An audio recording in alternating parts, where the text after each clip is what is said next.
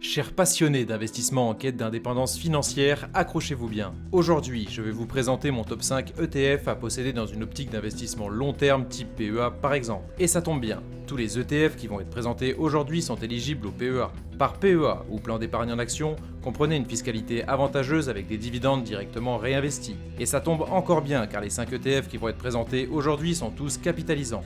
Ne vous inquiétez pas si tout n'est pas clair, on fera quelques rappels en cours de vidéo. On vise une stratégie large, un bouclier anti-inflation et une diversification optimisée. Si vous êtes en quête d'indépendance financière, cette vidéo est clairement faite pour vous. Pensez à liker et à vous abonner si le travail vous plaît, générique.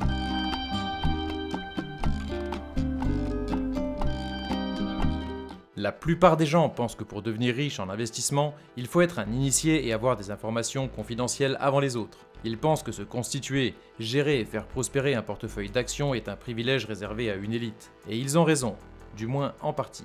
En effet, il a été démontré que faire du stock picking, à savoir acheter et vendre des actions pour tenter de surperformer les indices, est effectivement réservé à une élite. Les chiffres sont aberrants. 95% des day traders finissent ruinés ou presque après la première année, et seulement 1% des survivants sont rentables sur du long terme. Les études ne font pas de distinction entre professionnels et particuliers. Que comprendre alors ?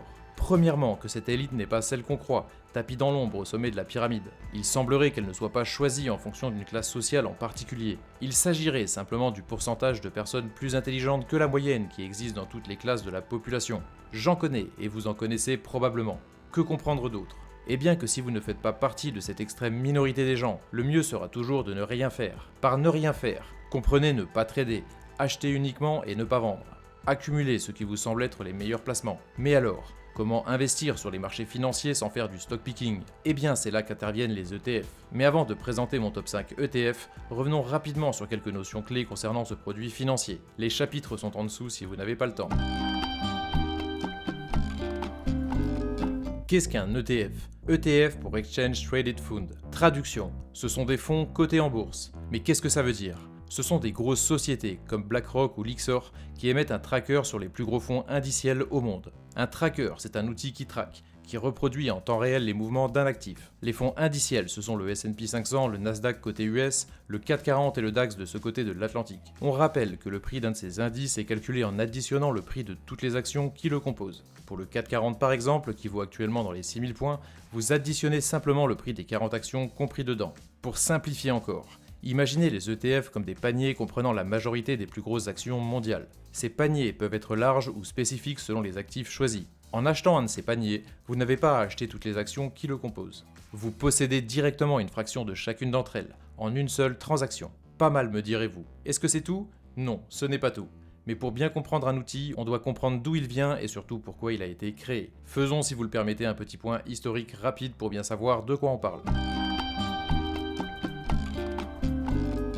L'idée derrière la base des ETF remonte aux années 1970, mais ils ont été réellement introduits sur les marchés financiers dans les années 90, bien aidés par la puissance de calcul apportée par l'arrivée des ordinateurs. Le premier ETF, connu sous le nom de SPDR S&P 500 ETF, a été lancé en 1993 aux États-Unis. Cet ETF a permis aux investisseurs particuliers d'acheter leur première part du célèbre indice. Le but de ce produit était d'offrir aux investisseurs une nouvelle alternative grand public qui combine les avantages de fonds communs de placement et des actions individuelles. On a ouvert la voie à l'investissement collectif des populations en fournissant un outil sécurisé, simple et facile d'accès. Un outil qui ne nécessite pas de connaissance des marchés financiers au préalable. Si l'accueil du public est assez mitigé au début, en effet les choses nouvelles ça fait peur. Après quelques années, le constat est sans appel. Les ETF ont connu une croissance exponentielle en termes d'adoption ces 30 dernières années.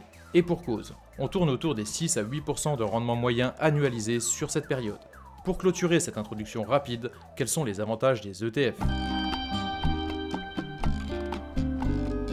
Premier point, la passivité. Par passivité, comprenez gestion passive. Vous n'avez rien à faire car vous savez que vos ETF répliquent directement les plus gros indices mondiaux. Deuxième point, la simplicité. On n'achète pas chaque action une à une mais le panier directement. Cela se fait en quelques clics sur la plupart des gros brokers. Troisième point, les frais extrêmement faibles. Comptez entre 0,10% pour les meilleurs et 0,50% annuel pour les autres. Attention, on parle seulement des plus gros ETF mondiaux présentés dans cette vidéo. Certains ETF plus obscurs présentent des frais beaucoup plus importants. Soyez vigilants. Quatrième point, les dividendes. Ceux-ci sont directement réinvestis pour le top 5 qui arrive.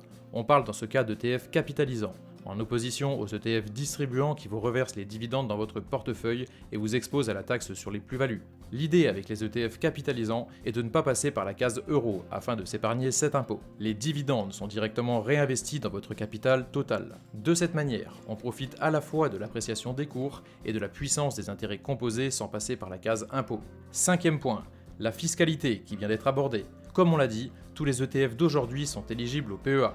Pour rappel, le PEA ou plan d'épargne en action vous offre une fiscalité avantageuse après 5 ans de détention sans revente. Du pain béni pour un investisseur moyen ou long terme. Et cerise sur le gâteau, vous pouvez aussi investir sur le marché US grâce à des swaps entre les gros indices. Pour ne pas tergiverser, vous pouvez posséder un ETF S&P 500 sans perdre les avantages fiscaux du PEA. Sixième point, la diversification. Vous l'avez compris, les ETF sont par nature diversifiés, mais comme on ne diversifie jamais assez, on peut encore diversifier ses placements en ETF, en investissant sur des marchés, zones géographiques ou secteurs spécifiques par exemple. Septième et dernier point, la liquidité. Les ETF présentés aujourd'hui sont tous liquides. Par liquide, comprenez un bon gros paquet de pognon en police d'assurance. On parle d'encours en trilliards de dollars pour vous donner un ordre d'idée. L'encours d'un ETF, c'est la valeur en cash totale investie sur cet ETF. Plus l'encours est élevé, plus on est liquide et plus on est sécurisé. Les présentations faites, on va attaquer le top 5 ETF éligibles au PEA. Pensez à liker si c'est pas déjà fait, c'est parti.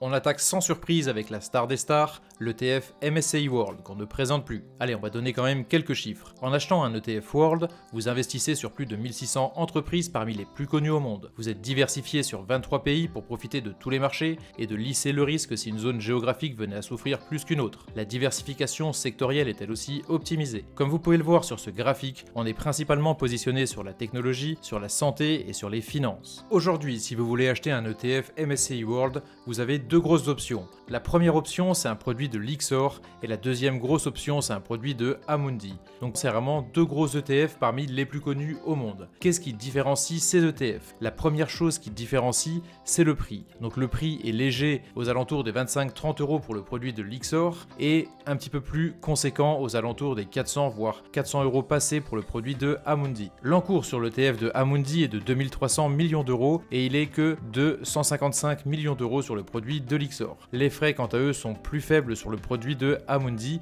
et ces deux ETF sont capitalisants. Si je devais choisir entre ces deux ETF, mon choix il irait directement sur le produit de Amundi. Pourquoi? Parce que les frais sont quand même moindres par rapport à celui de Lyxor, il est capitalisant et on a un encours quand même bien supérieur au produit de Lyxor. Le prix peut être un frein, mais plutôt qu'en acheter 10 ou en acheter 15 de Lyxor, on va se contenter d'en acheter un seul de Amundi. Pour les trouver, rien de plus simple, je vais vous montrer sur deux brokers. On va commencer sur Bourse Direct qui est mon broker préféré pour le PEA particulièrement. Je vous mets d'ailleurs des liens de référals directement en dessous de la vidéo. Donc si vous voulez trouver le produit CW8, vous écrivez directement dans la barre de recherche CW8 et vous arrivez, donc c'est le premier qui est en haut de la liste, actuellement à 423 €. Vous cliquez dessus directement, donc là on est sur Bourse Direct, on le rappelle, vous vérifiez que c'est bien celui-là, que c'est marqué PEA, ça veut dire qu'il est bien éligible au PEA et achat classique.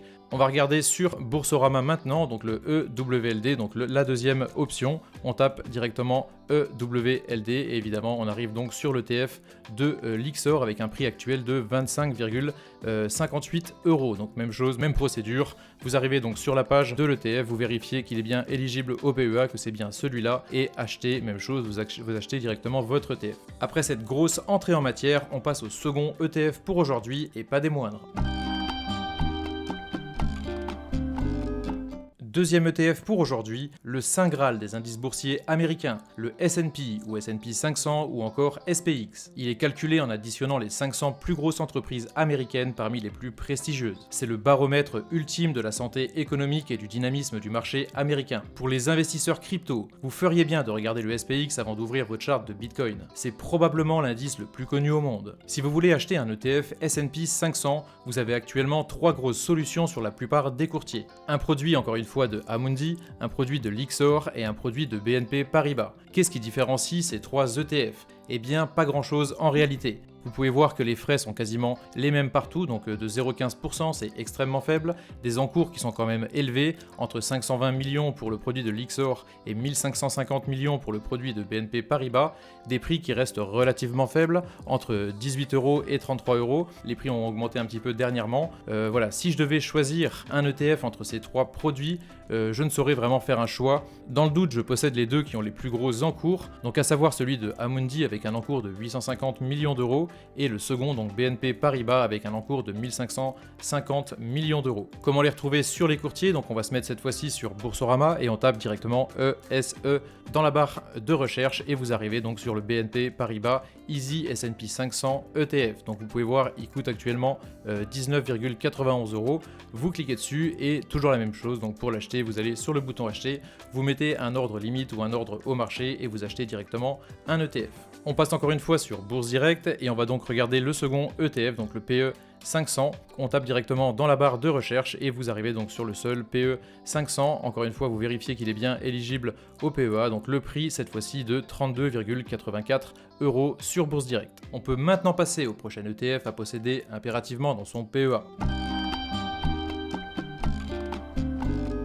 Cet ETF, c'est un ETF Nasdaq. Tout le monde a déjà entendu parler du Nasdaq. Il s'agit d'un indice américain connu pour représenter 100 entreprises majeures du secteur technologique et de l'innovation. Attention, il possède des doublons avec le S&P 500 et est peut-être plus volatile que ce dernier. Mais il présente tout de même des opportunités incroyables à moyen et long terme. Et ça tombe bien, c'est ce qu'on recherche. Si vous voulez acheter aujourd'hui un ETF Nasdaq 100, vous avez deux options. Un premier produit de Amundi et un second produit encore une fois de Lyxor. Les frais sont faibles avec des frais plus faibles de 0,23% pour le produit de Amundi, des encours similaires d'environ 150 millions d'euros et des prix aussi similaires aux alentours des 40 €. Encore une fois, pas de choix particulier, je possède le PANX dans mon PEA. Pour les trouver, toujours la même chose, donc on est de retour sur Bourse Direct et on tape PANX, P-A-N-X directement dans la barre de recherche. Vous arrivez sur l'ETF donc qui vaut actuellement 40,29 €. Vous vérifiez qu'il est bien éligible au PEA, que vous avez acheté le PANX et toujours la même chose, achat, ordre limite, marché, vous achetez et vous possédez l'ETF. Pour l'autre ETF, donc à savoir le PUST, donc cette fois-ci on va passer sur Boursorama, vous tapez PUST directement et vous avez un ETF donc qui est actuellement à 55 €. Sur Boursorama, le site est un petit peu mieux fait par rapport à Bourse Direct, vous pouvez voir les compositions directement des indices. Pour ça, vous cliquez sur composition directement et vous pouvez voir la répartition donc des indices par secteur. Donc là évidemment c'est un ETF US donc essentiellement représenté par les États-Unis et vous pouvez voir que la répartition donc pour cet ETF Nasdaq c'est essentiellement la technologie à 49,71%, mais aussi les biens de consommation et surtout les services. Bon, on est plutôt pas mal jusqu'ici, on va cibler encore un peu pour le prochain ETF éligible au PEA. C'est un ETF pour les amoureux de la France, le fameux CAC 40 qui représente les 40 plus grosses entreprises françaises. La France à l'international, LVMH, Kering, Dassault, Orange ou encore Danone. Sur la plupart des gros brokers, pour acheter un ETF du CAC 40, vous avez deux options. Un premier produit de Lyxor et un second produit de Amundi. On va choisir cet ETF tout simplement parce qu'il est capitalisant, avec des dividendes qui sont directement réinvestis, plutôt que l'autre ETF qui est distribuant, avec des dividendes qui vous sont directement versés. Ce second produit, donc c'est le produit de Amundi, il s'appelle le C40. Pour le trouver par exemple sur Boursorama, vous allez dans la barre de recherche encore une fois, vous tapez C40 comme ceci et il arrive directement en haut de la liste. Le prix actuel est de 118,90 €. Vous cliquez directement dessus et on peut la regarder la composition. Sans surprise évidemment, on est représenté quasi exclusivement par la France, mais aussi un petit peu Singapour et les Pays-Bas. Au niveau de la répartition par secteur, c'est principalement l'industrie, les biens de consommation cyclique, la défense et les biens financiers. On peut enfin passer au petit dernier de ce top 5 et c'est peut-être celui qui va le plus vous intéresser. Les marchés émergents, ça fait rêver. L'Asie et les pays à forte croissance économique qui pourraient exploser dans les années à venir. Je pense à la Chine, mais aussi à l'Inde. Vous pensez investir sur ces marchés en achetant un ETF Emerging Market? Eh bien, c'est exactement ce que vous faites. Vous avez deux possibilités sur la plupart des brokers. Le premier produit est un produit de Amundi et le second produit est un produit de Lyxor. Ici, pas de question à se poser. Les frais sont largement inférieurs sur le produit de Amundi avec des frais de 0,20%. L'encours est lui aussi plus important avec 550 millions d'euros. Le prix est faible sur les deux produits. On va donc sélectionner sans surprise le premier produit, le PAASI. On va regarder sur Boursorama encore une fois, donc on tape dans la barre de recherche PAASI comme ceci, et vous arrivez directement sur l'ETF avec un prix de 22,04 €. Vous cliquez dessus et on va aller regarder un petit peu la composition de cet ETF. Au niveau de la répartition géographique, on est principalement exposé sur la Chine, Taïwan, sur l'Inde, sur la Corée du Sud et aussi sur la Thaïlande principalement. Au niveau de l'allocation par secteur, c'est essentiellement la technologie, les services financiers, les biens de consommation cyclique et les biens de communication et services. Maintenant qu'on a vu ces 5 ETF, on va parler rapidement de stratégie, surtout pour ceux qui sont encore en mode découverte. Concernant la stratégie, plusieurs options s'offrent à vous. S'il peut y avoir autant de stratégies que d'investisseurs, je vais vous montrer un cheminement simple afin que vous puissiez vous situer. Première stratégie, un seul ETF uniquement. Le MSCI World ou le S&P 500 font très bien l'affaire. Idéalement pour cette stratégie, il faut un ETF large et diversifié au maximum pour couvrir la plus grande partie possible du marché. En réalité, il s'agit du premier pas dans le monde des ETF. Partez du principe que ces gros ETF sont des incontournables. C'est les premiers qu'on achète dès qu'on passe le pas après avoir fait ses recherches et croisé ses sources. Si vous voulez vous lancer, commencez peut-être par acquérir cela. Deuxième stratégie, couplez ces gros indices à un ETF marché émergent, simple et efficace. Un gros pour la diversification et la sécurité, et un ETF en cours de développement sans tomber dans l'exotisme. Encore une fois, c'est le raisonnement qu'ont beaucoup de débutants, et c'est un bon raisonnement à mon sens. Troisième stratégie, une fois que vous avez une base solide, il vous manque le reste. Préférez peut-être les ETF PEA pour commencer si vous n'avez pas l'intention de vendre. On fera une autre vidéo sur des ETF éligibles au PEA si celle-là marche bien. Si les ETF ont reçu quelques critiques au début des années 90, celles-ci se sont rapidement estompées. Aujourd'hui, les ETF sont devenus des outils incontournables de tout investisseur. On peut bien évidemment s'essayer au stock picking, mais à nos risques et périls. Si le jeu peut être plaisant, 95% des traders échouent à battre les gros indices. Alors, pourquoi s'embêter si on peut se contenter d'acheter simplement les gros indices ? Eh bien, c'est une question que tout investisseur s'est déjà posée. Si les ETF ne doivent pas constituer votre unique placement, ils n'en demeurent pas moins indispensables pour la prospérité. Leur simplicité, liquidité, frais faibles et leur transparence ont fini par convaincre la grande majorité des acteurs. Si vous voulez ouvrir un PEA ou alors un compte titre ou acheter simplement des ETF, prenez donc des liens de référence en dessous de la vidéo. J'en ai mis pour Bourse Direct que je recommande particulièrement, mais aussi pour d'autres courtiers recommandés. Dans tous les cas, prenez au moins un référent sur internet pour bénéficier la plupart du temps de 50 ou 100 € offerts au premier versement. Si vous voulez vous lancer en crypto, je vous mets encore une fois quelques brokers sérieux. Je vous recommande spécifiquement OKX. Vous bénéficiez de 25% de remise sur les frais en cliquant sur mon lien de parrainage. Je vous fais revenir ma dernière vidéo. On se demande s'il est possible de devenir millionnaire en épargnant 500 € par mois. C'est une vidéo capitale à voir absolument si vous ne l'avez pas encore vue. Je vous remets une seconde vidéo dans laquelle on va exposer 5 mauvaises habitudes qui nous empêchent de devenir riches. Pensez à liker si ce n'est pas encore fait. À la prochaine les amis.